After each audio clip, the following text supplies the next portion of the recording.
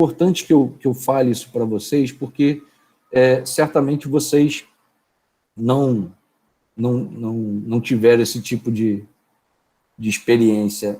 Para mim foi muito, muito rico, principalmente para passar isso, né, adiante, e foi muito vergonhoso ao mesmo tempo. Naquele congresso, naquelas visitas que eu fiz às universidades, e uma delas, se eu não me engano, foi a Universidade de Irvine, ia ter uma prova. Quando eu cheguei lá, o laboratório estava todo preparado, um laboratório enorme, né, com várias bancadas, tudo marcado, os professores estavam reunidos para aplicar uma prova e nos fizeram a gentileza, né, de antes da prova, nos receber e passar um pouquinho da rotina deles lá na anatomia. E aí a gente perguntou quantos alunos tinham, né, que iriam fazer a prova e tal. A gente viu que o laboratório era enorme, e eles falaram, olha, são 130, 150 alunos. A prova vai durar o dia inteiro. E a gente, como é que eles fazem uma prova, né, que 150 alunos vão percorrer as bancadas, um grupo de manhã, um grupo à tarde, outro grupo mais à noite. Como é que eles vão fazer isso, né, se preocupando com que o aluno que fez a prova de manhã, né, não passe as questões para o aluno que vai fazer a prova à tarde? E aí a gente caiu na asneira de perguntar, né? Foi ótimo perguntar, mas foi muito vergonhoso a resposta que a gente teve, né? Os professores olharam um para a cara do outro, assim, não entendendo a pergunta, né? E aí a gente explicou novamente, achou que era o inglês, que não tinha sido muito claro, mas eles falaram assim, como assim um aluno passar a questão para o outro? E a gente olhou um para a cara do outro, né? Não, eles não colam, né? Não passam a questão. O aluno da tarde não quer saber qual foi a pergunta que caiu na prova. E eles olharam um para o outro novamente assim, não. Como? Como um aluno vai querer pegar a resposta de uma questão se ele amanhã é concorrente do outro que está fazendo a prova de manhã? O concorrente não vai passar. E ele quer aprender para ser melhor do que aquele que fez a prova de manhã. Ele não quer a resposta, ele quer aprender. Então, assim, foi uma experiência assim, fantástica, porque a gente vê que não só em termos competitivos, mas em termos de cultura, a gente vê que a nossa cultura é completamente diferente, né? Fui aluno também. Eu sei que a gente quer saber quais são as questões da prova para que a gente se dê bem na prova, enquanto o pensamento não tem que ser esse. O pensamento tem que ser, eu tenho que aprender porque eu vou precisar desse conhecimento, né? Certamente essa enfermeira que está aí nessa imagem, né, vocês veem aí agora, ela se dedicou para aprender o que ela está utilizando como recurso lá, um ventilador mecânico, um equipamento lá que ela está mexendo, programando. Imagina se ela tivesse colado, né? E como é que ela ia aprender, né, a mexer nos padrões de ventilação mecânica, né? Se ela não entender, né, como é que um pulmão funciona, como é que ela vai oferecer oxigênio, né, para esse pulmão, né? Como é que ela vai, se ela não conhecer a anatomia, a histologia, a fisiologia, como é que ela vai mexer nisso, né? Simplesmente repetir, né? Vou usar um termo que o orientador, meu orientador e grande mentor, falava para a gente, né? Apertar botão, né? Coisas mecânicas, qualquer macaco bem treinado faz, né? Agora, se você sabe mexer, você salva a vida, você faz a diferença para a vida, você faz a diferença para um parente, você faz a diferença para uma criança, né? Você faz a diferença para o outro, né? Isso é muito importante. Então, desde que eu tive essa lição de vida, né, eu procuro passar isso para quem eu posso. Então, não faça a disciplina de anatomia, né, colando, que vocês vão precisar desse conhecimento o tempo todo. na carreira de vocês, na profissão de vocês. Tá? Eu procuro trazer o máximo possível focado para a enfermagem.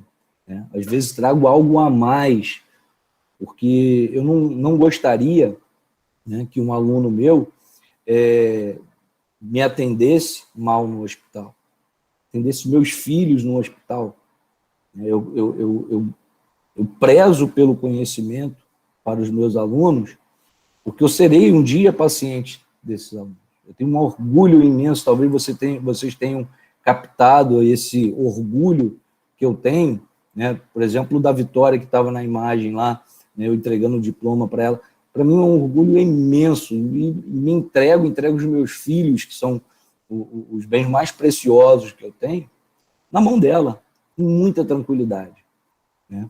Porque eu sei que ela fez a faculdade dela aprendendo e não, né, procurando passar na disciplina. Tá? Então, isso, que fique essa mensagem para vocês, para a vida de vocês, tá? Para a carreira de vocês. Qualquer conhecimento que vocês tenham aqui na universidade vai servir para a profissão de vocês, vai servir para o futuro de vocês. Tá? Não só para a profissão, mas o conhecimento anatômico, ele serve para várias disciplinas. Se você conhece bem a anatomia, você vai ter facilidade em outras disciplinas. Bom, então, espero que eu tenha passado esse recado com bastante seriedade para vocês, porque realmente não é demagogia falar isso, eu não quero que o aluno não cole na prova. Nenhum professor quer isso.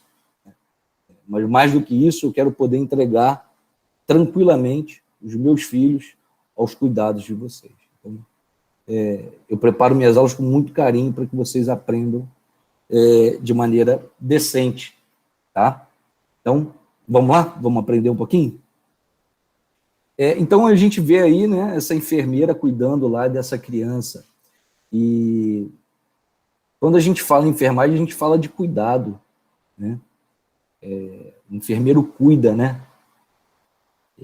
Talvez seja a principal palavra quando me vem a enfermagem na mente, é o cuidado.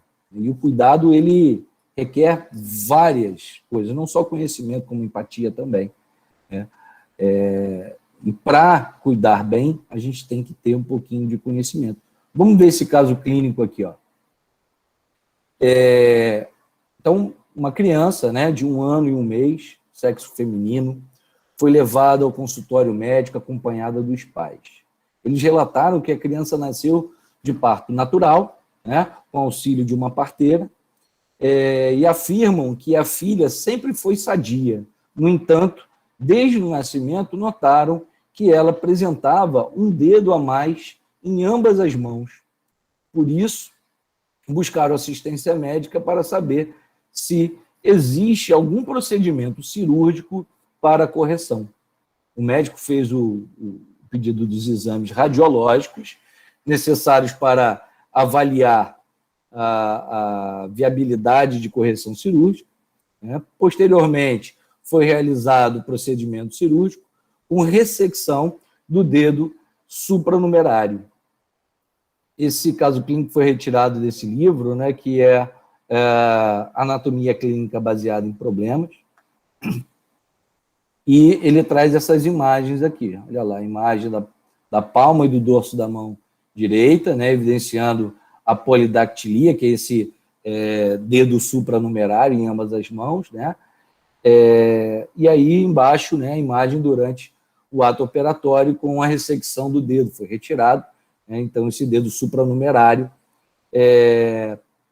e o aspecto final da mão. Aqui a imagem radiológica, né, mostrando aqui que ele tinha os ossos, né, tinha todas as características, né, de um dedo normal, porém ele era supranumerário. Toda vez que vocês veem esse símbolozinho aqui, quer dizer que é um caso clínico ou algo relacionado ao caso clínico, imagem ou perguntas, tá, relacionado ao caso clínico, como vocês vão ver no final dessa aula. Bom, e aí eu trago aqui essa imagem, essa pintura a óleo, né? É uma tela de um pintor famoso, do Rembrandt, né? Que foi pintada em 1632, e o título dessa imagem, né, dessa pintura muito bela, é a lição de anatomia do professor Tupi. Bom, é claro, né, que se em 1632 tivéssemos a tecnologia de hoje e tivéssemos, né, em uma pandemia, certamente a aula do professor Tupi seria diferente, né? Seria remota, ele estaria sozinho no anatômico dissecando e os seus alunos todos assistindo através de uma tela de computador, né? De forma, então, remota, cada um na sua casa assistindo, como a gente está hoje. Né? Então, essa é uma charge que eu recebi na internet e achei bastante interessante, bastante atual, né, em tempos de pandemia. Vamos falar agora, então, da introdução dessa disciplina. Tá? Vamos começar falando da definição que é anatomia. Né? Anatomia não é só uma disciplina. Né? A anatomia não é qualquer disciplina. Né? Ela é uma ciência que estuda não só macro, mas também microscopicamente a constituição e desenvolvimento dos seres organizados. Então é importante a gente ter isso em mente, né? A definição de anatomia é uma ciência, tá? Essa ciência, ela é importantíssima para a formação do enfermeiro. E a gente viu que ela não é só macroscópica, né? Essa ciência, né, ela foi renovada a partir desse cara aí chamado de Marcello Malpighi.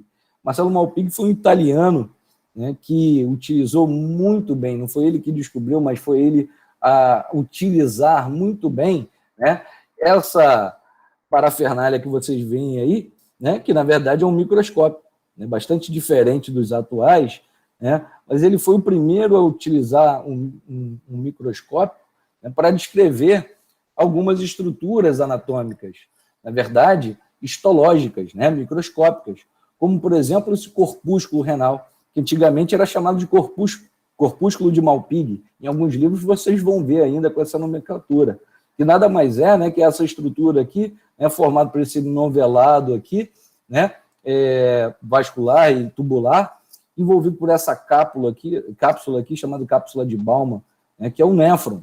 Isso aqui é uma estrutura renal, né, e foi descoberta por esse indivíduo aqui, né, há muitos anos atrás, né, que é o Marcello Malpighi.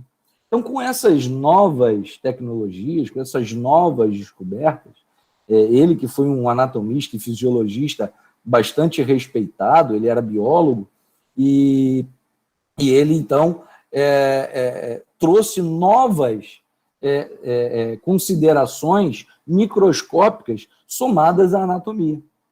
E, por isso, né, ele é considerado um dos fundadores da fisiologia e também da histologia, que vocês tiveram aula ontem, e vão aprender aí sobre o corpúsculo renal, certamente, graças a Malpighi, né, que teve, então, uma contribuição enorme para a anatomia microscópica, né, que se tornou ramo da anatomia. Né? Então, a histologia, na verdade, junto com outros ramos, né, formam uma grande ciência que é chamada de morfologia. Então, a morfologia, ela envolve a anatomia macroscópica, ela envolve o estudo das células, né, a citologia, que eu faço aqui, né, eu estudo células, eu estudo tecidos, né, e aí a gente tem a histologia, né, a embriologia também partiu da morfologia, né, e é claro que a anatomia macroscópica. Então, a gente forma aí, né, esse grande bloco de ciências, né, destinado ao estudo do corpo humano. Existem algumas formas de se estudar a anatomia. A primeira que eu trago para vocês é a anatomia sistêmica. O que é anatomia sistêmica? É o estudo da anatomia através de um sistema. Tá? Então, a gente vê aqui, ó, essa imagem com um sistema circulatório. Aqui a gente vê o coração, os vasos sanguíneos, né, que formam esse sistema circulatório. Okay? Uma outra forma de se estudar a anatomia é a anatomia topográfica. E o que é anatomia topográfica? É um estudo regional, tá? É um estudo por região. Então, a gente vê aqui essa imagem trazendo regiões do nosso corpo, né? A divisão do corpo humano em regiões, né? Topográficas. Então, a gente vê aqui cabeça, pescoço, tórax, né? O abdômen, os membros superiores, os membros inferiores, pelve, períneo, o dorso. Tá? Então, a gente vai ver que alguns livros seguem anatomia sistêmica, outros livros seguem anatomia topográfica, regional. Né? Por exemplo, o livro que eu adoto como literatura principal para a disciplina é o livro do D'Angelo Fatini, Anatomia Sistêmica e Segmentar. Quando eu falo de segmentar, eu falo em topografia, eu falo em região. Então, é um livro que traz tanto a anatomia sistêmica como a anatomia segmentar, topográfica. E também tem um livro que eu já falei para vocês, que é o livro do Moore, Anatomia Clínica de Moore. Ele traz a anatomia de forma diferente. Ele traz somente a anatomia de forma topográfica. Então, se eu quiser estudar coração, eu vou ter que ir no capítulo de tórax, que é o local onde o coração está localizado. Né? Se eu quiser estudar os pulmões, eu tenho que ir no capítulo de tórax.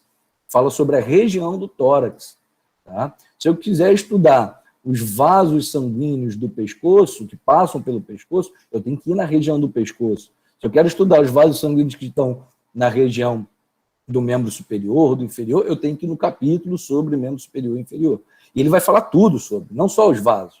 Vamos falar dos músculos, das articulações, dos vasos, do tecido subcutâneo, de tudo relacionado àquele membro, àquela região, àquela topografia que está sendo estudada, que está sendo explanada naquele capítulo. Tá? Então, é diferente da forma sistêmica. Quando eu estudo o sistema, eu estudo independente da região, todos os órgãos que compõem aquele sistema. Tá? Existem outras formas que não são tão utilizadas por nós, mas eu falo muito de anatomia aplicada. Né? Vocês veem aqui uma imagem de um atlas trazendo uma articulação entre, aqui em cima, a clavícula, o osso externo, e aqui a gente já vê a primeira costela. Né? E a gente vê essa articulação entre o externo e a primeira costela aqui nessa cartilagem articular. Essa cartilagem articular, ela pode ser palpada. Essa primeira costela, ela pode ser palpada nessa região. E aí, se o paciente relata dor ou não, a gente pode dar um diagnóstico clínico, anatomia aplicada, né, a algum procedimento ou alguma questão clínica. Então, eu trago muito isso para tentar relacionar com os procedimentos que vocês vão ter durante a graduação de vocês e a prática profissional de vocês. E aquele projeto de extensão justamente traz muito isso, né, a anatomia aplicada. A anatomia radiológica, né, a gente também pode estudar, a gente vê aqui, esse aqui é o húmero, um dos ossos do membro superior, né, o único osso do nosso braço é o húmero. E a gente vê que esse paciente ele teve aqui uma fratura e colocou aqui uma haste intramedular, né, nesse úmero, provavelmente por uma fratura, né, uma fratura exposta, onde teve a separação, né, desse osso, e aí ele teve que utilizar desse recurso para poder ter essa fixação e esse osso ter a sua recuperação. Então, a gente vê aqui vários ossos, né? Então, a gente pode estudar anatomia através da radiologia. Aqui a clavícula, que eu falei para vocês, esse osso aqui, né? Aqui a gente vê as costelas, a gente vê parte da escápula aqui, a gente vê alguns ossos do crânio aqui, né? Aqui não é anatomia, mas a gente vê até que esse paciente estava de óculos, né? Na radiografia. Então, a gente pode estudar anatomia de várias formas, tá? A anatomia comparada, olha aqui esse museu, né, ele traz aqui, perdão, a gente traz aqui um cadáver, né, que foi feito uma plastinação, ele colocado nessa região, nessa posição, e ele é plastinado, que é um método de fixação, ele fica rígido, como se fosse algo sintético, né? Mas não é um cadáver humano. E aqui atrás a gente vê várias espécies, né? Animais. Isso pode ser comparado, né? O tamanho dos ossos, o formato dos ossos, com a função que esses ossos exercem em uns animais, em outros não. Tá? Então, é uma anatomia muito, muito bacana de se estudar, né? A biologia se dedica muito a esse estudo, e também a anatomia antropológica, né? E aí a gente vê a evolução, né? A gente vê o que, durante a evolução, a gente perdeu, né, pelos no nosso corpo, porque a gente passou a usar roupa, né? A gente passou a usar roupa e esses pelos, obviamente, não teriam mais a função de aquecer, como, por exemplo, num animal, né, num cachorro, que não precisa usar roupa para se aquecer no inverno, né? A gente acabou, né, se adaptando, né, e perdendo esses pelos no corpo, por exemplo. É um outro exemplo de anatomia antropológica. A gente viu que, ao passar dos anos, a gente parou de comer a carne com as mãos, né? A gente parou de lacerar, né, uma carne, de rasgar. Antigamente pegava aquela carne do animal com a mão, não tinha garfo e faca, e a gente lacerava essa carne com os dentes, principalmente o dente canino, que tem essa função, né? E a gente vê em imagens anteriores, em crânios de indivíduos que viveram há milhões de anos atrás, e aí centenas de anos atrás, mais de 1000 anos atrás, e a gente vê que o canino ele era mais pontiagudo. E hoje o canino ele evoluiu. Assim como a gente perdeu os pelos, o canino diminuiu. Por quê? Porque hoje a gente usa garfo e faca. Ninguém come mais, né, uma carne assim com a mão, e lacera essa carne o tempo inteiro. A gente, a maioria do tempo, a não ser no churrasquinho lá, que é sempre bom, a gente está sempre com garfo e faca na mão, né? E aí a gente perde a função, né? Então a gente evolui, né? O nosso corpo evolui conforme os hábitos que a gente passa a ter. Certamente a gente vai ter uma grande modificação no nosso corpo após a tecnologia vir, né? Hoje em dia, a minha aula, eu estou o tempo inteiro sentado aqui falando com vocês no computador, né? Certamente algo no futuro pode ser modificado no nosso corpo devido a esse hábito que a gente passa a criar com a nossa rotina, né? Bom, dando continuidade, a gente fala agora um pouquinho sobre sistemas orgânicos. A gente viu, né, que tudo isso que eu trago aqui, as células, os tecidos, os órgãos, os sistemas, o aparelho, são decorrentes, né, da morfologia. Tá? E é importante a gente ter em mente, né, que um conjunto de células, né, células diferentes, né, vão formar um tecido. Tá? Então, a gente tem um tecido sendo formado por um conjunto de células. E um conjunto de tecidos vai dar origem a um determinado órgão. Tá? E um conjunto de órgãos é que vai formar um sistema. E a gente vê que, em alguns casos, alguns sistemas, os órgãos de alguns sistemas participam, né, de mais de um. Tá? Então, a gente vê, por exemplo, o sistema urinário, né? A gente tem essa imagem aqui, ó, com os rins e tal. Desculpa, essa imagem aqui com os rins, ali são as glândulas suprarrenais. A gente vê aqui os rins, né, os ureteres, a bexiga e a uretra masculina que passa dentro do pênis. E a gente vê aqui o sistema genital, que é formado aqui também, né, um dos órgãos que formam esse sistema é o pênis. Então, a gente vê que tem órgãos que participam de dois sistemas e esses sistemas se complementam. Quando isso acontece, a gente pode chamar, né, esses dois sistemas em conjunto de aparelho. Tá? Então, a gente tem aqui um exemplo de aparelho urogenital, tanto do urinário quanto do genital. Tá? Isso acontece em poucos, mas a gente tem alguns aparelhos que formam o nosso corpo. Trago para vocês aqui uma frase do livro d'Angelo Fatino que eu gosto muito e que eu gostaria que vocês pensassem bastante sobre ela, porque isso pode ajudar vocês a estudar anatomia em casa de forma remota, sem ter a peça ali na mão. Conhecer a si mesmo nas entranhas, desvendando a intimidade de suas estruturas, foi e será sempre algo que excita a curiosidade humana. Então, quando você é curioso com o seu corpo, né, você tem o seu corpo como uma ferramenta para você estudar em casa. Tá?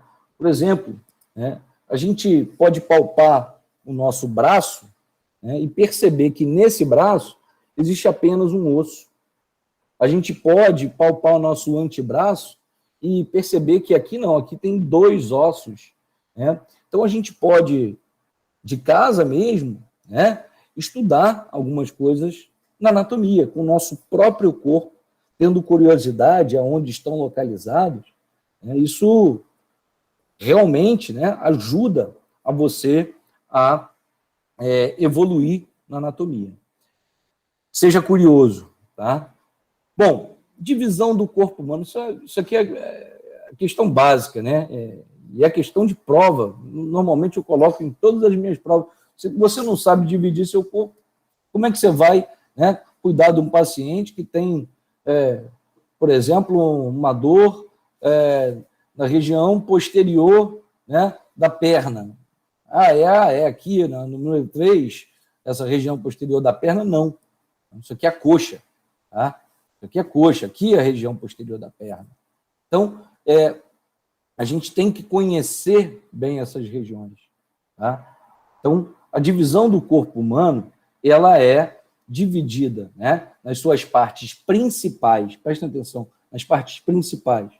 Cabeça, tá aqui. Pescoço. O tronco, que é toda essa região aqui, ó, o tronco, ele é dividido, tá? Ele é dividido em tórax, abdômen, pelve ou períneo. E aqui, posteriormente, a gente tem a região do dorso, tá? Aqui não é tórax, aqui é dorso, tá? A gente vê aqui em azul os membros superiores, tá? A gente vê aqui os membros inferiores. Repare que eu falei para vocês, né? Me referi a essa região aqui como sendo o braço, e essa região aqui, antebraço.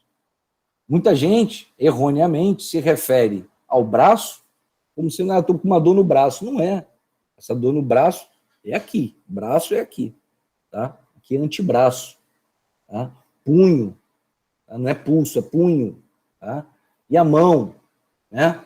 Então, essas regiões é importantíssima para vocês fazerem uma anamnese ou ler uma anamnese, né, que é um exame, né, onde você examina ali o paciente, né, você tem que saber essas regiões até para você descrever o que o paciente sente, aonde a região precisa que esse paciente tenha uma dor. Reparem que ainda, né, da divisão principal, eu tenho algumas outras divisões, olha só, em regiões. Tá? Aqui, ó, região glútea. Aqui, no 3, né? Região femoral posterior ou região posterior da coxa, tá? Aqui, ó, região anterior femoral ou anterior da coxa. Então, reparem que essas regiões também são muito importantes. Se eu falar para vocês, se eu pedir para vocês a divisão do corpo humano, eu estou me referindo a esse quadro aqui, tá? A essa região, a essas principais partes do corpo. E não especificamente quero essas regiões. Ok? No caminhar dessa aula, eu vou falar um pouco mais sobre essas regiões em específico. Bom, outra coisa importantíssima na anatomia, se vocês não tiverem isso em mente, terminologia anatômica em mente, vocês não vão saber anatomia. Vocês não vão saber procedimentos, vocês não vão saber examinar, vocês não vão saber muita coisa e certamente não vão caminhar durante a faculdade. Então, terminologia anatômica, vocês têm que saber. O que é uma terminologia anatômica? São normas internacionalmente aceitas para descrever a anatomia. E a anatomia está no procedimento, está na cirurgia, está no hospital, está em tudo quanto é lugar, está na sua casa, está no seu corpo. Se você não souber a terminologia anatômica, como ela é descrita, né, quais são os critérios que ela utiliza para ser descrita, certamente você vai ter dificuldade. Então, o que ela faz? Ela nos traz, né, nos faz entender, né, as palavras do leigo e torna ela acadêmica, universal.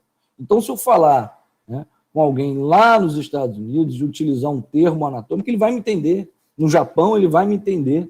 Tá? Porque todos esses termos vêm do grego e do latim. Né? Então, se eu utilizar, né, para um anatomista, para um médico, para um enfermeiro, um termo anatômico, ele vai me entender. Para qualquer profissional da saúde, ele vai te entender. Tá? É universal. Então, existem aí, baseados nessa terminologia anatômica, termos de direção e posição também. Então, para você localizar alguma coisa, você tem que saber a terminologia anatômica. Para você localizar o seu coração, você tem que saber a terminologia anatômica. Para localizar o meu nariz, eu tenho que saber, né, a terminologia anatômica. É claro que eu vou tornar, né, esse conhecimento científico, acadêmico e universal. Não vou falar, né, de forma leiga, né, porque eu posso falar de forma leiga e o cara lá no Japão, lá nos Estados Unidos, lá na Europa, ele não vai me entender. Agora, se eu falar de forma acadêmica e universal, ele vai me entender. Tá? Então, a terminologia anatômica é muito utilizada em anatomia e na prática clínica também. Essa terminologia ela adota termos que não sejam apenas sinais para a memória, né, mas que tragam alguma informação ou descrição sobre a referida estrutura. Isso é importantíssimo, ou seja, não são sinais apenas para você memorizar. Ele traz isso também, né? Mas ela traz informações, né, ou descrições sobre a estrutura que você está se referindo.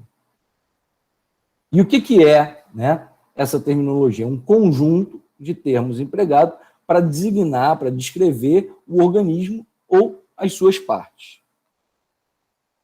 Bom, essa terminologia ela utiliza, né, a terminologia adequada, né, ela localiza o interlocutor.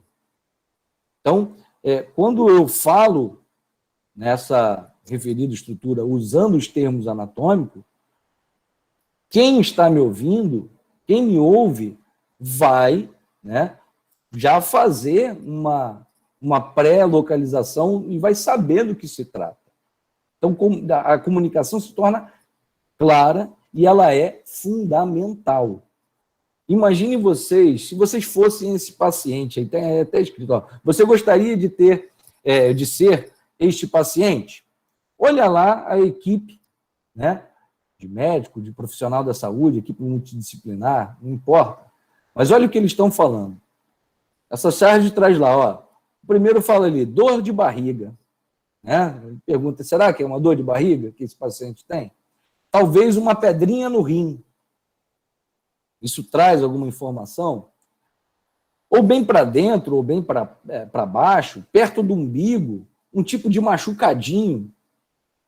Imagine se vocês fossem esse paciente e tivesse uma equipe ali de médico, de multidisciplinar, de enfermeiro, se relacionando dessa forma.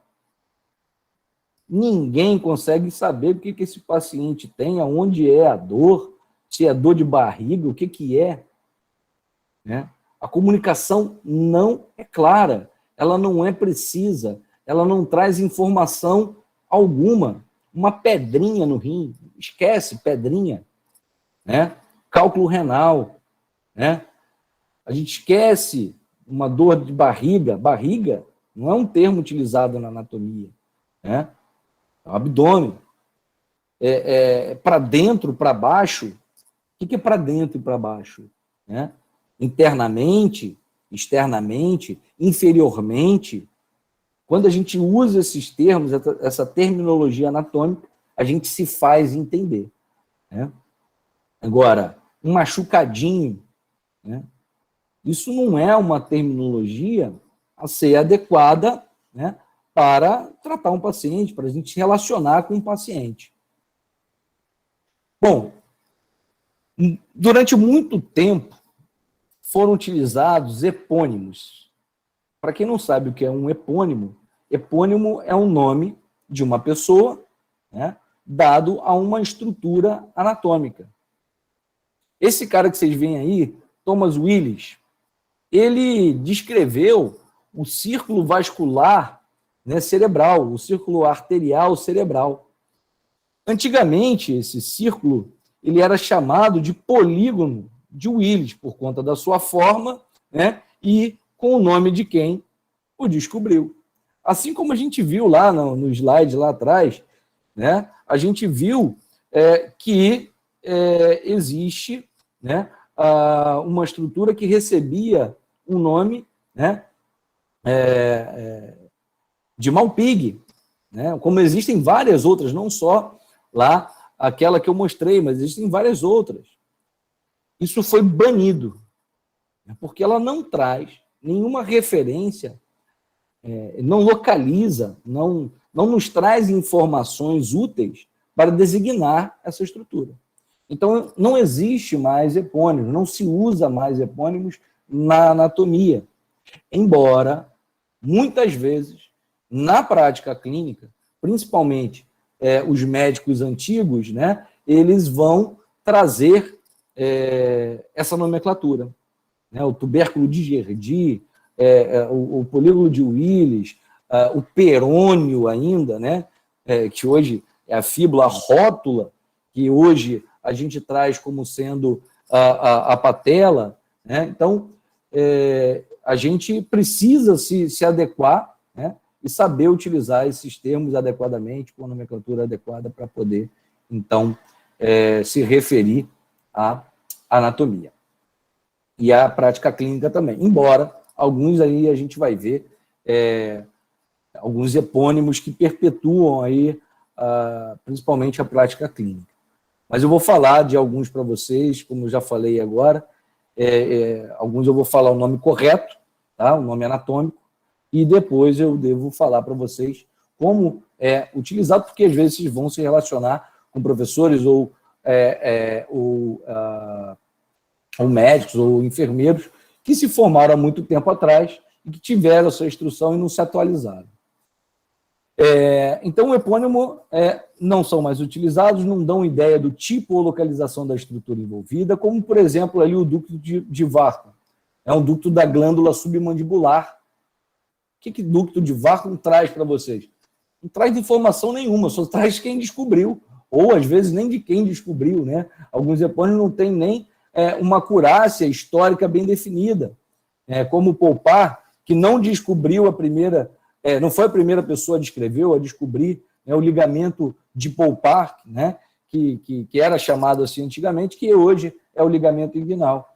Então, não traz informação nenhuma sobre a estrutura, a gente não consegue entender muito bem essa nomenclatura, a gente não consegue informação sobre essa nomenclatura. Bom, o que a gente tem aqui, ó, são as imagens, olha aqui, ó. Agora sim, ó, ducto submandibular. Opa, eu vejo aqui, né, uma glândula submandibular e vejo esse ducto da glândula submandibular. Ele sai dessa glândula submandibular. A gente vê aqui, ó, o ligamento inguinal. Opa, agora sim eu tenho uma estrutura, né, que vai formar ali um canal chamado de canal inguinal, né, que vocês vão ver depois. Então, a gente tem uma estrutura que vai ter, sim, uma nomenclatura que traz alguma informação.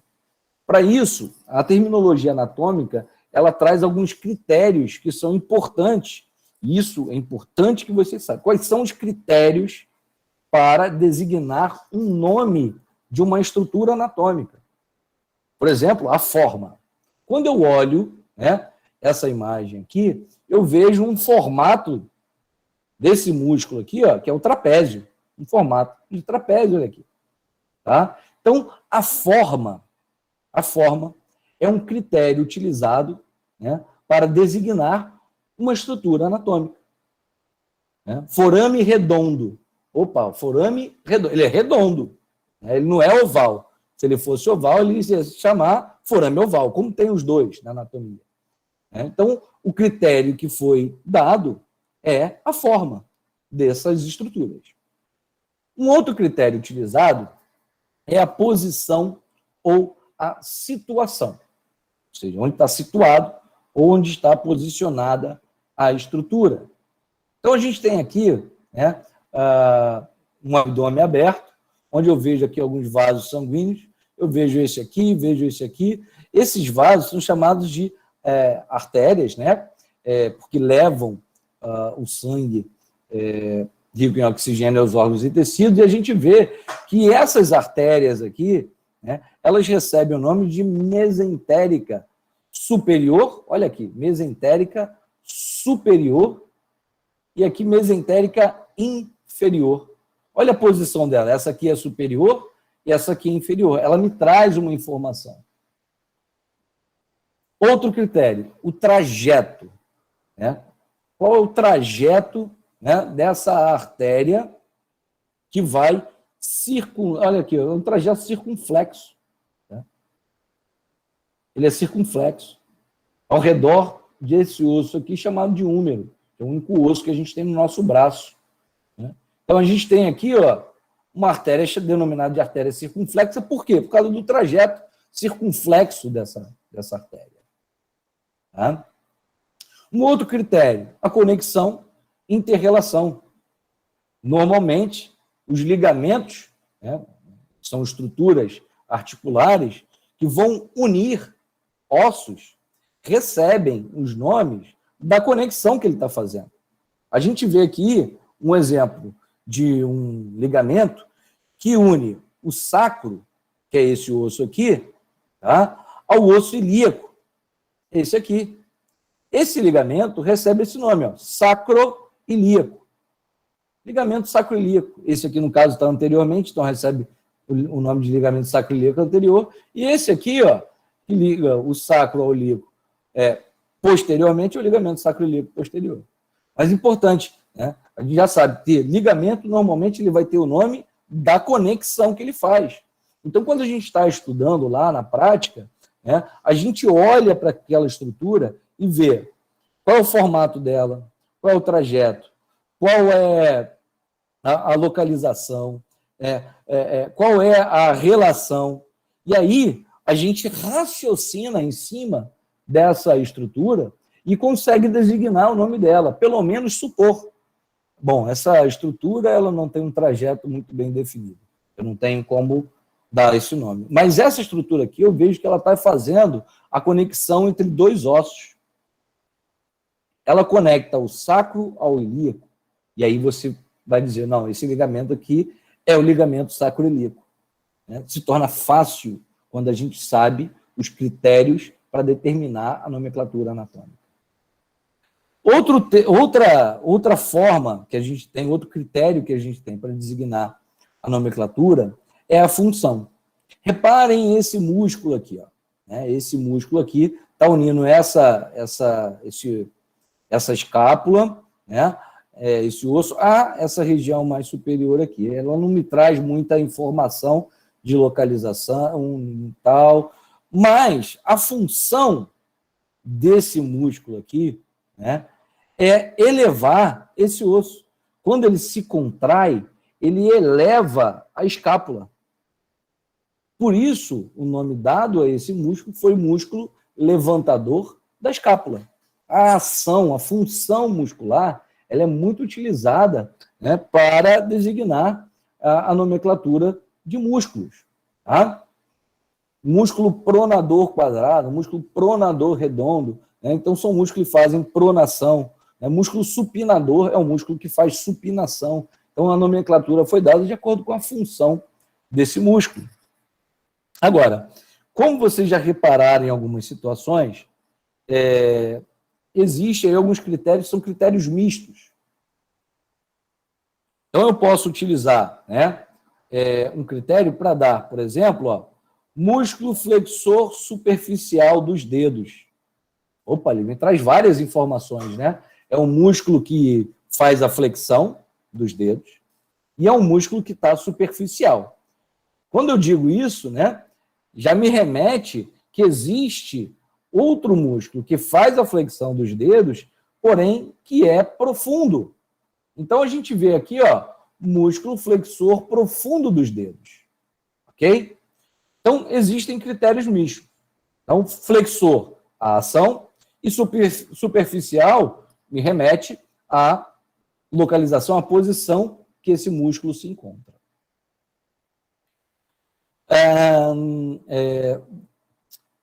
Existe ainda um outro critério, né, que são os nomes impróprios, porém consagrados. Repare esse órgão aqui, ó, que é uma das maiores glândulas que a gente tem no nosso corpo, que é o fígado. Tá? O fígado, ele vem, né, da estrutura que foi utilizada pelos franceses, né, para fazer um patê, né, um patê de fígado de ganso, né, o Jecurficatum. E aí, né, desse nome impróprio, né, se associou aquela estrutura à estrutura animal, à estrutura humana, né, como sendo semelhante. E aí se deu esse nome impróprio, né, sem nenhuma daquelas características, né, para determinar esse órgão. É uma das pouquíssimas estruturas, né, que tem, né, como nome impróprio, porém consagrado na anatomia. Tá? Então, alguns nomes não vão ter nenhuma relação. São pouquíssimos esses. Tá? Pouquíssimos perpetuário e o fígado é um deles. Bom, na anatomia a gente usa muita abreviatura. Então, para vocês, na hora da prova, por exemplo, ou quiser descrever algum procedimento, alguma estrutura, você não precisa escrevê-la completa. Existem algumas estruturas que recebem abreviaturas. Por exemplo, A. A é A ponto, tá? É utilizado para designar artérias. Artéria, né? Quando eu uso no plural, artérias, eu uso AA. Então, vocês já veem ali que a primeira fileira, ela se refere ao singular e a segunda fileira ao plural, tá? Então, quando eu vou descrever a artéria aorta, né, que é uma só, uma artéria aorta, só existe uma artéria aorta, né, embora ela se divida em partes, eu vou me referir a ponto aorta. Vocês já sabem que A ponto significa artéria aorta. Okay? Então, se vocês estiverem lendo um livro que tiver escrito AA ponto braquiais, vocês sabem que são as artérias braquiais, né, que o livro está se referindo. Ok? Lig é utilizado para ligamento. Lig com 2 Gs para ligamentos. Tá? M para músculo, MM para músculos. Então, os músculos do membro superior. Eu vou usar MM ponto membro superior. Tá? N para nervo, NN para nervos. Né? R para raiz ou ramos, raiz ou ramo e RR para raízes ou ramos. V para veia e VV para veias. Isso tem que estar, né, na mente de vocês, porque vocês vão ler o livro e muitas vezes o livro traz essas abreviaturas e vocês vão ter que ter conhecimento para poder.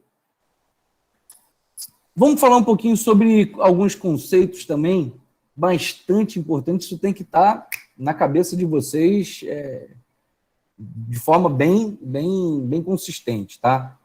Quando a gente olha para essa imagem, aí, que são 2 turmas do curso de enfermagem, essas imagens estão disponíveis na internet, por isso que eu estou usando, a gente observa aí, né, que o normal no curso de enfermagem é ter mais mulheres do que homens, não é isso? Olha lá na imagem. O normal é ter mais mulheres do que homens nas turmas de enfermagem. E qual é, né, o critério que eu utilizei para dizer isso? É um critério estatístico, né? A gente faz aí uma estatística durante algum período, ou entre várias faculdades, a gente vê que há predominância de mulheres no curso de enfermagem. Então, eu posso dizer que o normal dentro do curso de enfermagem, ter mais mulheres do que homens, correto? Quando eu digo isso, né, eu defino para vocês o que é normalidade para a anatomia. O normal é estatístico. É o que tem mais estatisticamente. Então, por exemplo, quando a gente fala da polidactilia, ou seja, ter 6 dedos, é normal? Não. Né? O normal é ter 5 dedos. Quando você pega, né, uma população e estuda essa população, você vai ver que, estatisticamente, né, as pessoas têm 5 dedos em cada mão. Certo? Então, a polidactilia não é uma normalidade. Não é algo normal. Certo? Entenderam o que é normalidade? Alguém tem dúvida nisso? Não. Acho que não, né? Bom, dito isso, né, o que foge dessa normalidade, ou seja, o que não é normal, é uma variação da anatomia. Certo? O que não é normal, né, o que foge da normalidade, não é normal, é uma variação anatômica. Então, eu tenho aqui, por exemplo, né, uma mulher, ou um homem também poderia ser, tá? Com os 2 mamilos aqui no peito, né? E aqui a gente vê que existem mamilos supranumerários, ou extranumerários. É normal ter 2 mamilos. Aqui, ó, tem 4. Olha aqui. Isso foge da normalidade de ter 2. Quando foge da normalidade, eu tenho o que a gente chama de variação anatômica. A função dos mamilos foi prejudicada? Não. Esses mamilos não têm glândulas mamárias ligadas a ele. Portanto, não se pode amamentar, por exemplo, né, através desses mamilos, quem tem essa variação anatômica. Então, uma variação anatômica é o que foge da normalidade sem afetar a função. Se afetar a função, não é uma variação anatômica. Uma variação anatômica que afeta a função é uma anomalia. Reparem aqui, né? Uma cabeça de medição, né, normal, e aqui, ó, uma comparação no caso de uma microcefalia. A microcefalia é uma anomalia. Ela foge da normalidade, né, e afeta a função. Se afeta a função, eu tenho uma anomalia. Normalmente, uma anomalia ela é congênita. Tá? E aqui, eu tenho uma variação, tá, que não só afeta a função, mas ela é incompatível com a vida. É o caso da anencefalia. O indivíduo nascer sem encéfalo, ou, dependendo, alguma parte do encéfalo importante, ele não consegue viver. E aí a gente não tem uma anomalia, a gente tem uma monstruosidade. O conceito de monstruosidade é, né, uma variação anatômica incompatível com a vida. Imagine vocês que um indivíduo nasce sem coração. Incompatível com a vida. Uma variação anatômica que é incompatível com a vida. Né? Então, quando é incompatível com a vida, é uma monstruosidade. Agora, existem alguns fatores gerais de variação. O que é isso? São diferenças que a gente vai encontrar, estatisticamente falando. Né? Quando eu falo estatisticamente, não é que eu vi um indivíduo só, não. Eu vi vários indivíduos, né, que tem um número de indivíduos suficiente, né, com força estatística para dizer que aquilo é diferente, estatisticamente falando. Então, quando se fala, né, em ciência, quando se fala que algo é diferente, né, é porque foi feita uma estatística, né, isso é diferente estatisticamente, tá bom? Então, beleza. Existem alguns fatores gerais que vão ser, claro, vão trazer essa diferença clara entre os indivíduos. Por exemplo, a idade. Quando eu vejo um indivíduo de recém-nascido, por exemplo, pego um recém-nascido e vou estudar os ossos de um recém-nascido. eu vou ver que ele tem mais ossos do que um idoso. Então, eu não posso, né, ter isso como critério, né, porque é um fator geral de variação. Vai variar. O idoso tende a ter os ossos, né, anastomosados, unidos. E já o recém-nascido, ele tem os ossos separados. Por exemplo, esse osso aqui, chamado de frontal, na criança ele é dividido em dois. São dois ossos. No adulto, um só. Então, a criança, o recém-nascido, ele tende a ter mais ossos do que os idosos. Tá? Então, não posso fazer essa comparação, porque é um fator geral de variação. Assim como o sexo. Eu não posso comparar o pênis, considerar que todos os indivíduos têm pênis. Sim, o sexo é um fator geral de variação. Eu não posso comparar, porque a mulher, né, não vai ter.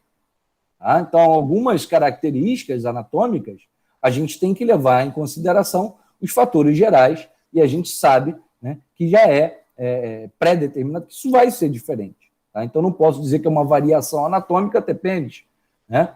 Que não é. É um fator geral de variação.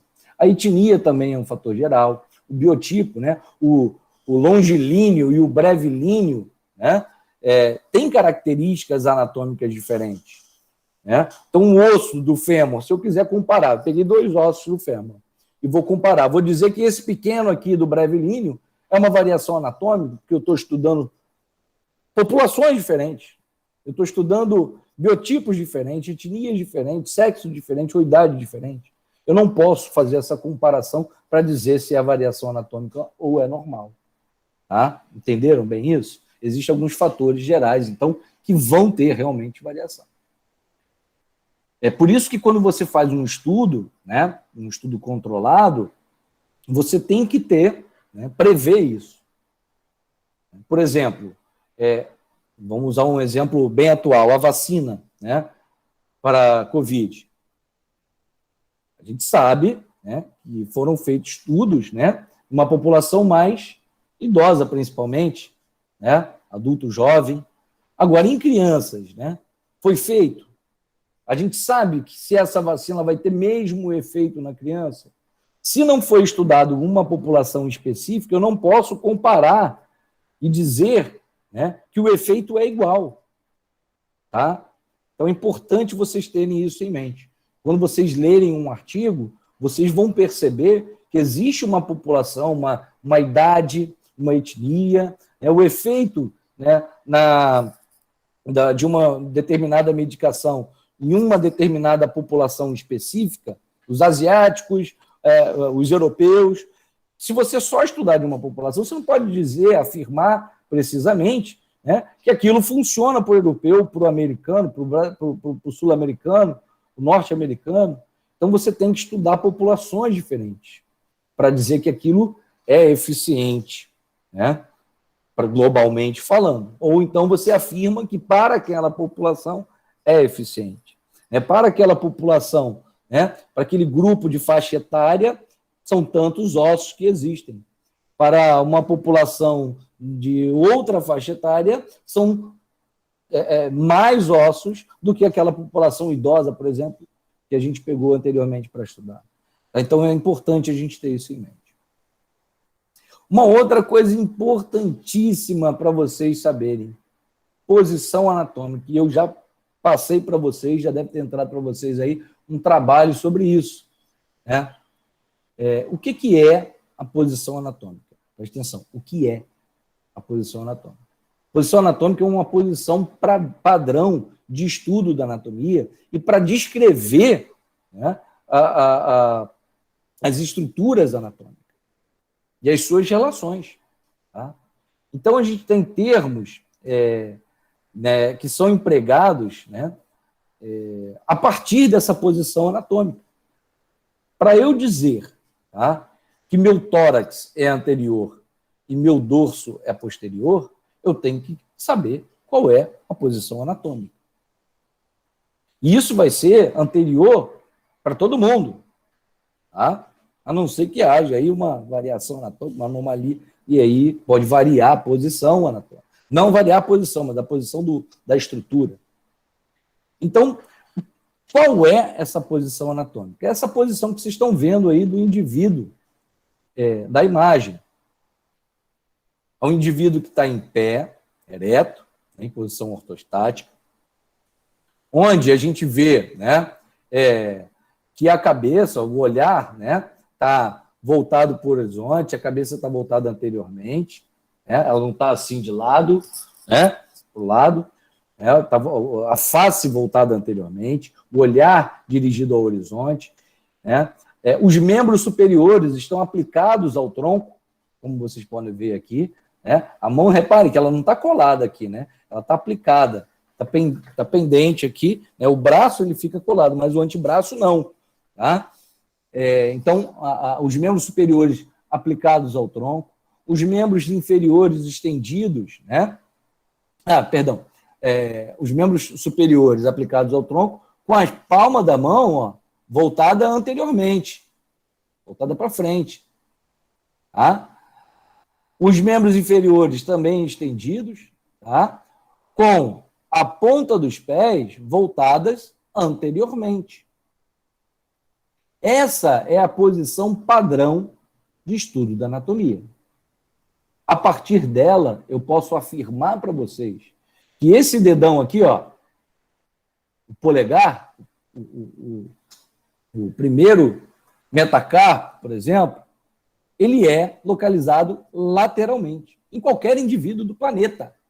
Ele é lateral. E eu posso afirmar que o quinto dedo, ele é medial. Por que ele é medial? Mas Bruno, peraí. E se o indivíduo tiver assim? Né? Agora, o polegar, ele é medial. E o quinto dedo, ele é lateral. Não. E a gente se refere sempre à posição padrão de estudo da anatomia. A posição anatômica, que é essa que vocês estão observando aí. Independente de como você esteja, né? Como você esteja, se você está deitado, se você está deitado de barriga para cima ou de barriga para baixo, que a gente vai entender o que é decúbito já já, independente disso, sempre vai ser lateral. E se eu tiver você não está em posição anatômica. Posição anatômica é descrita assim, como vocês já veem aí na imagem. Indivíduo de pé, ereto, com a face voltada para frente, olhar voltado para o horizonte, membros estendidos, aplicados ao tronco, né, com a palma das mãos voltadas para frente, os membros inferiores estendidos, com a ponta dos pés voltados anteriormente. Repare que ele não está com a perna aberta, né? Está com os membros inferiores unidos. Tá? Essa é a descrição padrão da anatomia. E a partir dela é que a gente vai relacionar, dizer e localizar uma estrutura. Tá? E comparar uma estrutura com a outra, dizer o que é superior, o que é inferior, o que é lateral, o que é medial, a partir dessa posição. Tá? Eu sei onde fica o coração porque eu sei a posição anatômica.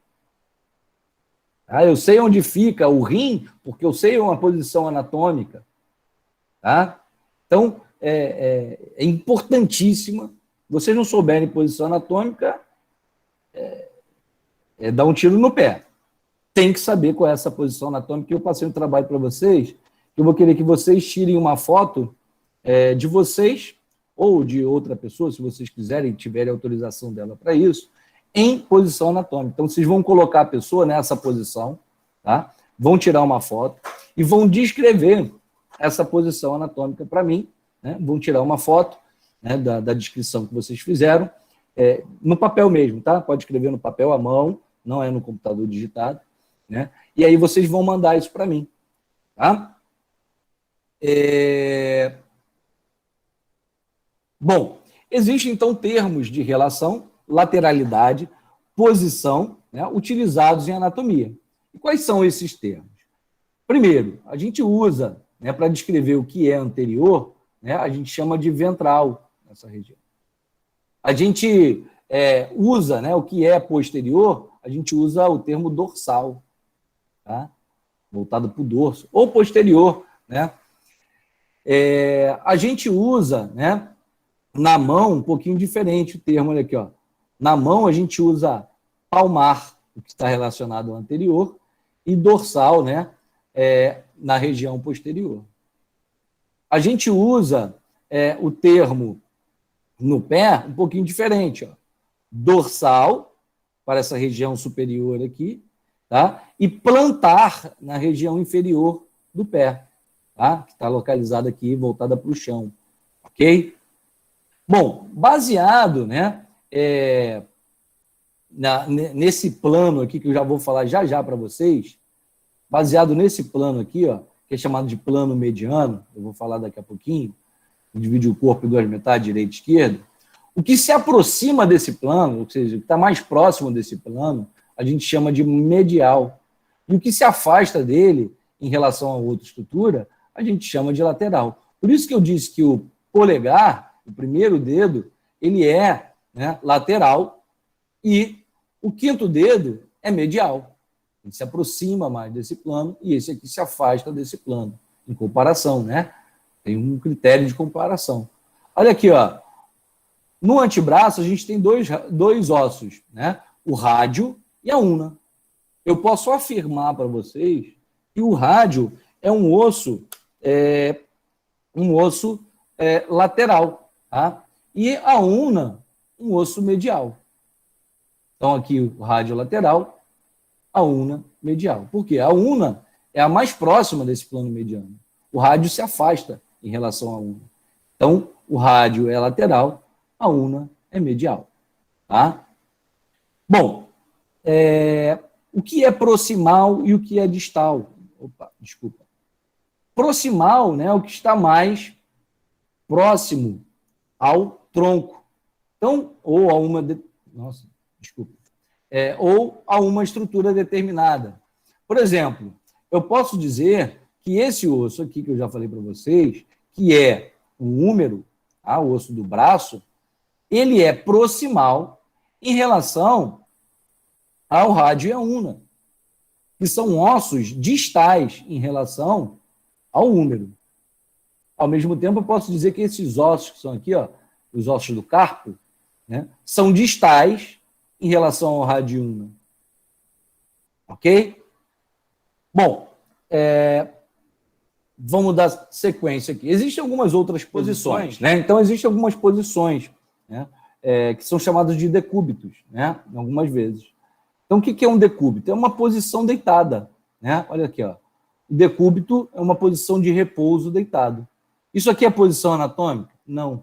A posição do cadáver é a posição anatômica em cima da bancada? Não. A posição anatômica é o indivíduo em pé, ereto, com a face voltada para frente, olhar voltado para o horizonte, membros superiores estendidos, aplicados ao tronco, com a palma da mão voltada para o anterior ou para frente, com os membros inferiores estendidos, unidos, com a ponta dos pés voltados anteriormente. Esse indivíduo está assim? Não, não está. Ele está em decúbito. Ele está deitado, em repouso, com um dorso, né, aplicado à mesa, ou à cama, ou à maca, ou ao chão. Ele está em decúbito dorsal. Tá? Está apoiado com o dorso. A gente também pode ter, ó, um decúbito com o ventre voltado à mesa, com o ventre voltado, né, à cama, à maca. Então, esse aqui é um decúbito chamado decúbito ventral. Tá? E esse aqui, o indivíduo está de lado, né? É um decúbito chamado decúbito lateral. Agora, existem outras posições, que são posições aplicadas a tratamentos normalmente, ou a alguns exames, né? Como, por exemplo, a posição de litotomia, a posição de Trendelenburg, a posição de Sims, tá? São posições. Esses aqui são decúbitos, ok? Bom, planos de delimitação e dissecção do corpo.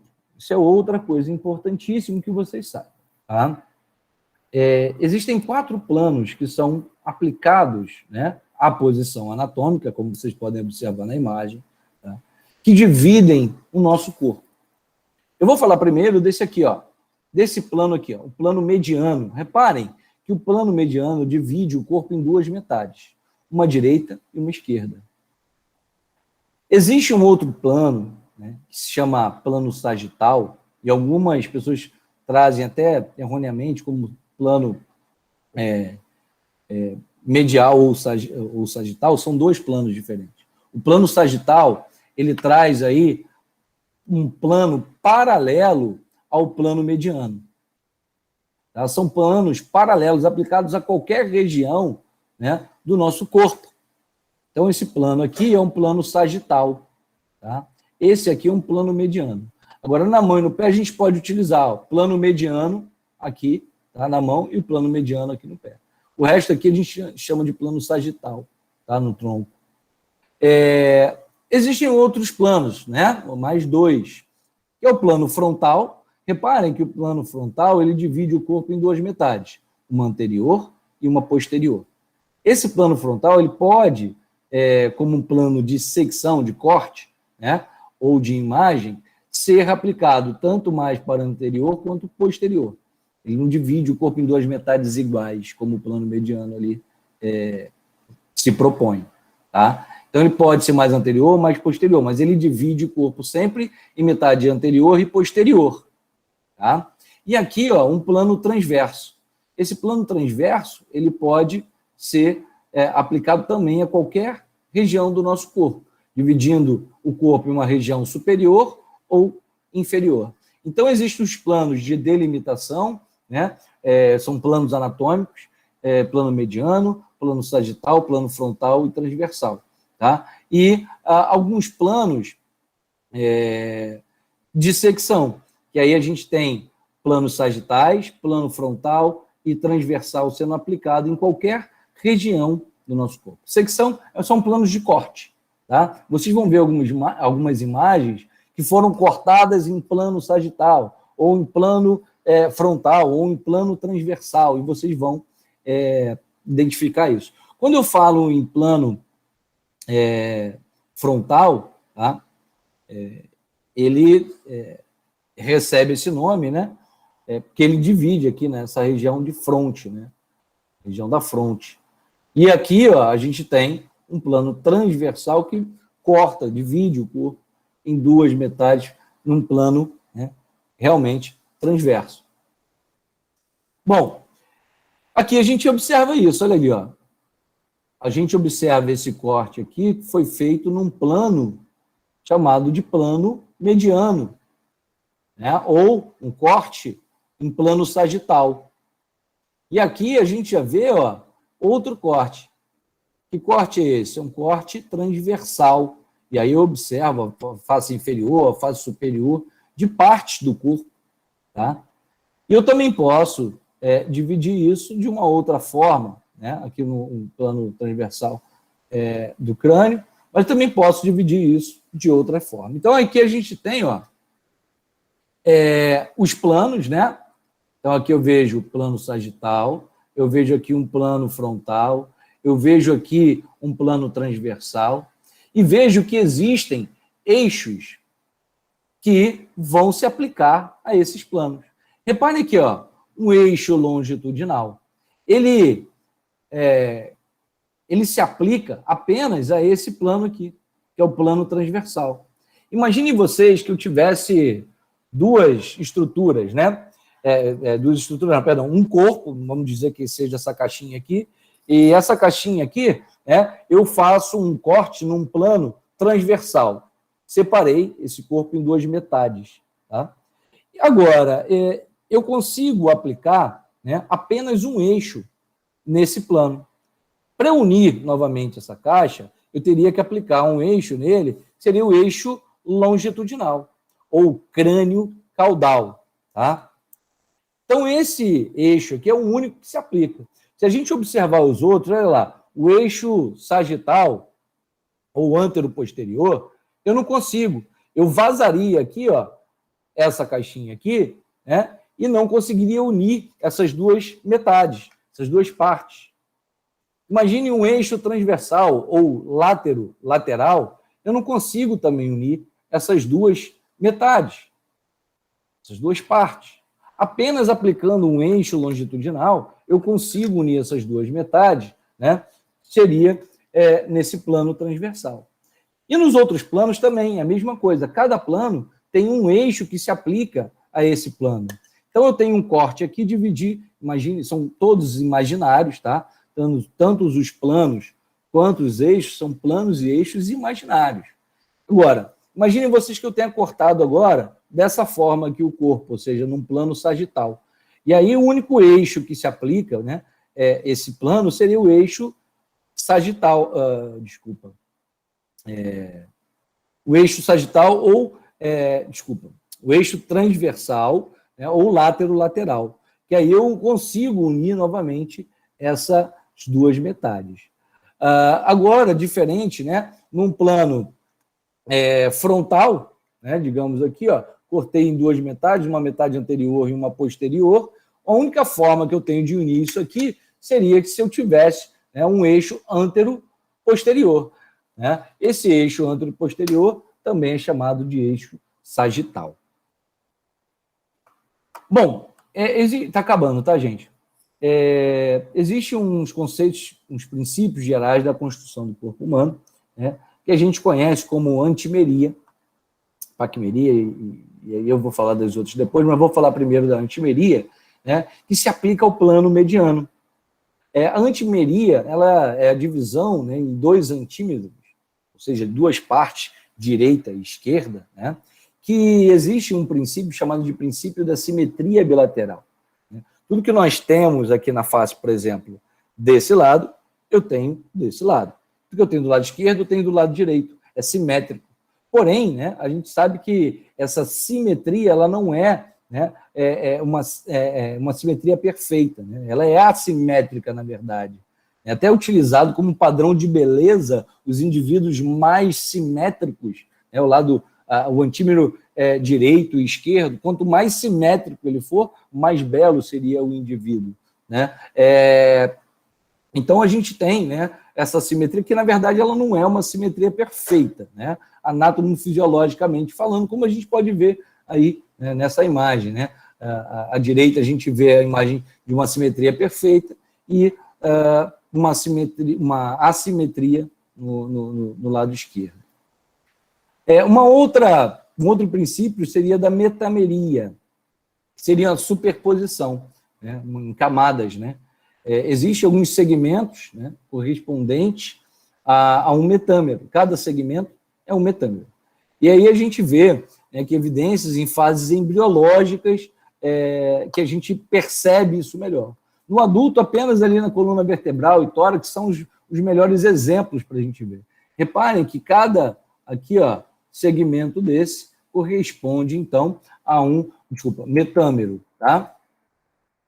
E um outro princípio, né, geral da construção do corpo humano é a paquimeria, que seriam segmentos tubulares axiais, tá? Ou seja, no sentido crânio-caudal, né? No sentido longitudinal do nosso corpo. Então, a gente tem dois paquímeros, um paquímero anterior, né, que é o visceral, e aqui atrás um paquímero posterior. O paquímero está na estrutura, aqui na região escura na imagem, tá? A gente vê que existe uma separação aqui clara, então a gente tem aqui em escuro, né, um paquímero visceral, onde está localizada a maioria das vísceras, né, seja da cavidade nasal, oral, pescoço, tórax, abdômen, e aqui atrás o neural, onde só está localizado o sistema nervoso, tá? Praticamente o sistema nervoso central, por isso chamado também de neural. E a estratificação, que a gente vê em camadas, em telas, os estratos. Pois não? Esse slide que você está apresentando agora, você vai disponibilizar para a gente, né? Ele já está disponível, se eu não me engano. No Classroom? Justamente, no Classroom. Tá, eu vou dar uma procurada de novo. Obrigada. Nada, tá lá na R1, tá bom? Sim. Obrigada. Nada. Então, a estratificação, a gente divide o corpo aí em camadas, tá? Em telas, né, ou estratos também são chamados. São reconhecidos tanto no nível macro como microscopicamente. Reparem aqui que os músculos eles ficam divididos aí, né, em camadas, né, em telas. Reparem, nosso corpo é assim, né? Eu vou usar essa imagem demais para explicar várias coisas para vocês, mas é legal que a gente vê aqui, olha aqui, ó, a camada mais externa, a gente tem a pele. Repare que abaixo da pele a gente tem um tecido chamado tecido subcutâneo, né? É uma camada mais interna do que a pele. Mais interno ainda, a gente tem essa faixa aqui, ó, que é chamada de faixa muscular, né? Essa faixa muscular, ela divide aqui a tela subcutânea de uma camada aqui onde estão localizados os músculos. Ainda assim, né, ela subdivide isso aqui, ó, para dividir em grupos musculares, tá? Então, essa tela aqui é muito importante. Essa faixa aqui, a faixa muscular, né, ela divide, né, é ela quem diz o que é, né, uma estrutura superficial de uma estrutura profunda. Tudo que está internamente a essa faixa é considerado profundo. Tudo que está externamente a essa faixa é considerado superficial. Reparem essas veias aqui. Essas veias são veias superficiais, ficam localizadas na tela subcutânea, portanto, externamente a essa faixa muscular. E os músculos, as artérias aqui, são estruturas o quê? Internas, profundas, internamente a essa faixa muscular. Eu vou usar muito esse slide, vocês vão ver ele toda hora. Bom, segmentação, a gente tem também territórios de um órgão, normalmente ele segue o território vascular, como, por exemplo, os rins. Ele é dividido em segmentos, né? A gente tem um segmento apical, a gente tem um segmento antero-superior, o segmento antero-inferior, um segmento inferior, um segmento posterior. Normalmente, então, como eu falei, ele segue um território vascular. Reparem que tem artérias aqui que são chamadas de artérias segmentares. Cada artéria segmentar vai irrigar, levar o sangue para um segmento renal. Por isso, né, por conta desse segmento, por essa segmentação vascular aqui, é que foi determinado, então, esses segmentos renais. Tá? E assim são alguns outros órgãos, como, por exemplo, os pulmões também são separados em vários segmentos, e a gente vai ver isso ao longo das nossas aulas. Cavidades do corpo. E aí eu acho que esse é o último tema dessa aula de hoje. Essas cavidades, né, são chamadas também de celoma. A gente vê que o corpo ele é dividido, né, em cavidade anterior do corpo. Ela é dividida aqui em cavidade torácica, tá? Cavidade abdominal, são aqueles espaços que a gente tem, né? A cavidade torácica, ela ainda assim é dividida, subdividida em cavidade pleural, dentro da pleura, tá? Entre as duas paredes pleurais, que a gente vai ver depois, a cavidade mediastínica, né, que contém o coração, traqueia, esôfago, alguns vasos da base. A gente vai ver que existe também essa cavidade mediastínica, fica também na cavidade torácica, né? A cavidade pleural direita e esquerda, né? Porque existe um pulmão direito e um pulmão esquerdo, cada pulmão é envolvido por uma pleura, e cada pleura tem a sua cavidade pleural. Tá? E a cavidade do pericárdio, então, que vai envolver o coração, que também é uma cavidade que está localizada no mediastino médio. A gente vai ver isso depois. E aí a cavidade abdominopélvica, né, que aí já está na região abdominal e na região pélvica, né, subdividida em cavidade abdominal, né, que contém as vísceras e glândulas e órgãos digestivos, e a cavidade pélvica, onde a gente tem, então, bexiga, órgãos urinários e genitais. Então, aqui a gente vê, ó, a cavidade pericárdica, dentro da cavidade torácica, aqui a cavidade pleural, direita e esquerda, né? A gente vê aqui a cavidade abdominal, aqui a cavidade pélvica, ok? Cavidades são espaços, tá? São espaços, ok? Então, a gente vê aqui, olha aqui, ó, que interessante essa imagem. Aqui, né, em escuro, a gente vê o espaço, a cavidade, tá? Então, a gente vê aqui, ó, cavidade, tá? Cavidade, ok? E, obviamente, colorido aqui, a gente vê os pulmões. Não é o pulmão que é a cavidade é esse espaço aqui, ó, ok? Entre as pleuras, uma que fica colada ao pulmão, no caso, a visceral, e aqui a pleura parietal que fica voltada mais para a parede do tórax. Bom, mensagem para vocês, uma mensagem da aula de hoje. Eu espero que essa mensagem fique gravada na mente de vocês, que a anatomia ela não é apenas uma matéria fundamental para a formação do enfermeiro, não. Ela também, né, é a base para uma prática competente. Você sabe a anatomia, a prática vai se tornar mais fácil, ela vai se tornar competente. Para você fazer uma simples punção de uma veia, é importante você saber a anatomia. Se você não souber, provavelmente você vai furar várias vezes aquele paciente. A sua prática não vai ser competente. Tá?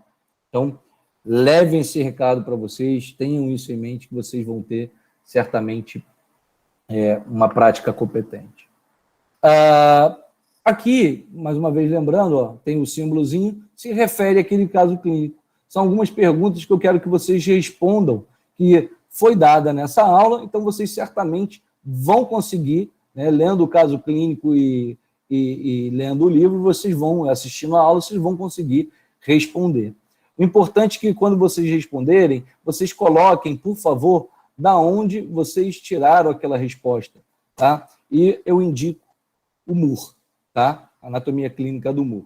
E indico também o D'Angelo Fatini em segunda opção. Respire, né? Muita informação, muito conteúdo, né, em um dia só, mas eu acho que vocês conseguem aí dar conta do recado. É só determinar um horário para o estudo, determinar aquele horário que eu falei para vocês, principalmente o horário de RA e RB. Tire esse horário para vocês estudarem anatomia, que certamente vocês vão ter aí sucesso na disciplina. E a prática de hoje, gente, a prática de hoje não tem prática, né?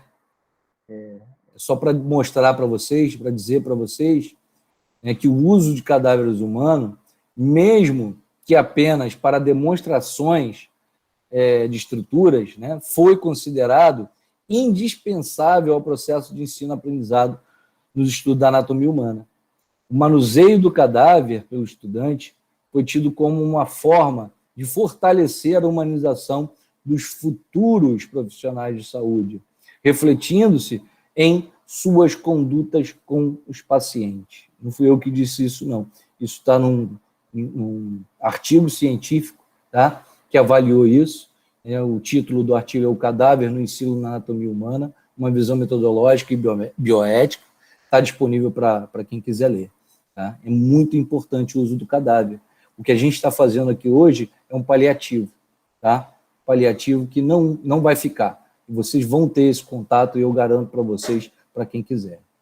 Por último, eu vou deixar aqui para vocês lerem depois com calma, e eu prezo muito por isso, que é uma oração ao cadáver desconhecido, que eu acho que não dispensa meus comentários, né? Só vou ler aqui para vocês: ao cadáver, respeito e agradecimento. O resto vocês vão ler e vão entender, e realmente espero que isso toque vocês, e que vocês, quando puderem presencialmente estar com ele, respeite o cadáver e agradeça sempre, porque sem ele a gente não teria esse conhecimento, tá bom? Então, essa é a literatura que eu uso para formar minhas aulas, para montar minhas aulas, os slides e tudo mais. Então, vocês vão ter acesso a essas literaturas, com certeza. Podem comprar qualquer um desses livros, que certamente são livros que são muito bons para vocês estudar, tá bom? Vou deixar um vídeo para vocês, tá? Essas são as referências também. Vou deixar um vídeo para vocês assistirem. Já deve estar entrando, acho que vai entrar às 2 horas, tá? O vídeo para vocês assistirem, que se refere ao conteúdo. Ao conteúdo não, né? Mas é mais uma apresentação, tá? Mais uma apresentação do nosso laboratório. Foi feito às pressas no semestre passado, mas eu achei bacana, porque eu estava filmando ali, o Gabriel me ajudou, e aí foi muito bacana para mostrar, né, o local onde vocês vão estudar, certamente com um futuro bem próximo. Quem puder, então, vou até interromper aqui a gravação. Quem puder, por favor, abra aí a câmera. E a gente se despede aqui.